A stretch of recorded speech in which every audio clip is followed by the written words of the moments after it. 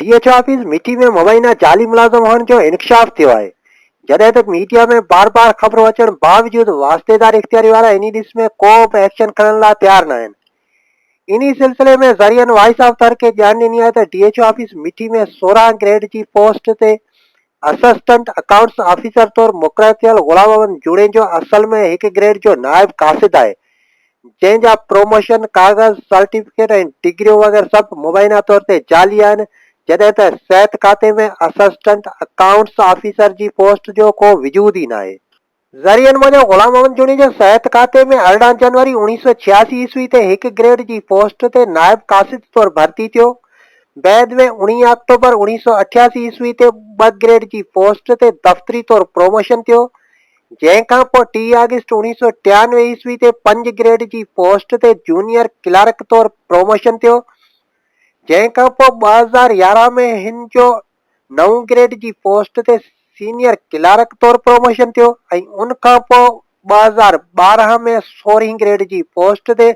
Assistant accounts officer तौर promotion थियो। जंहिंखां पोइ हिन जूं नंगर पार्कर जे तालका अस्पताल में स्टाफ नर्स समेत ऑफिस सुपरिंटेंडेंट ऐं असिस्टेंट अकाउंट्स ऑफिसर तौर मुक़ररियूं ऐं बदिलियूं थींदियूं रहियूं ऐं ईअं इहो किसो अञा ताईं हलंदो पियो अचे, पर वास्तेदार इख्तियारियूं सभु कुझु ॼाण रखंदे बि ख़ामोश तमाशा ई बणियल आहिनि। डीएचओ ऑफिस मिठी जो मुलाज़िम गुलाम अहमद जुड़ेजो जी मुबैना जालसाज़ी बाबति तर्ज नौजवान शाइर ऐं वकील शौकत तबस्सुम कुंभर जो चवणु आहे त गुलाम अहमद जुड़ेजो जी मुबैना जालसाज़ी ख़िलाफ़ मुंहिंजो हेल्थ डिपार्टमेंट समेत एंटी करप्शन इख्तियारनि खे सबूतनि समेत तहरीरी दरख़्वास्तूं ॾिनल आहिनि ऐं मुंहिंजी ॾिनल दरख़्वास्त ते हिकिड़े अॻूणे एंटी करप्शन जे सर्किल ऑफिसर मज़कूरा मामले जी जांच पिणु कई हुई, जंहिंमें मुंहिंजी ॾिनल तहरीरी दरख़्वास्त सची साबित थी हुई। जंहिंखां पोइ एफआईआर कटण लाइ बाला अमलदारनि ऐं एंटी करप्शन कमेटी 2 खे लिखियो वियो हो, पर अञा ताईं इन सिलसिले में का बि अॻुभराई थी न सघी आहे ऐं मामिलो पेंडिंग में पियल आहे। शौकत तबस्सुम जो गुलाम अहमद जुड़ेजो जा तैलीमी सर्टिफिकेट ऐं प्रोमोशन वग़ैरह सभु मुबैना तौर ते जाली ऐं गैर कानूनी आहिनि।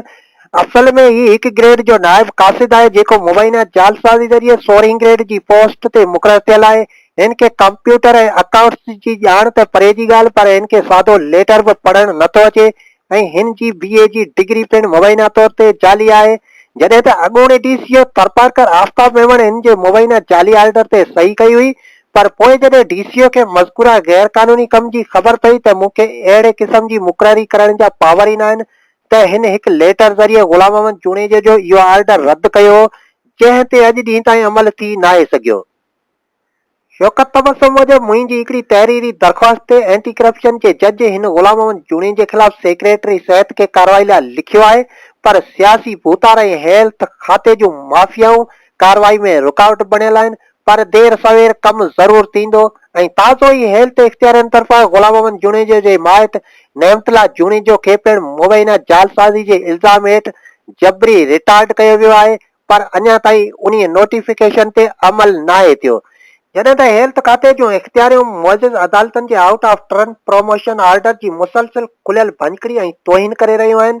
जिन जे ख़िलाफ़ तोहीन अदालत जी कार्रवाई थियणु घुरिजे। शौकत तबस्सुम वास्तेदार इख्तियारी वारनि खां मुतालबो कयो त डीएचओ ऑफिस मिठी जे मुबैना जाली मुलाज़िम गुलाम अहमद जुड़ेजो जी मुबैना जालसाज़ी जो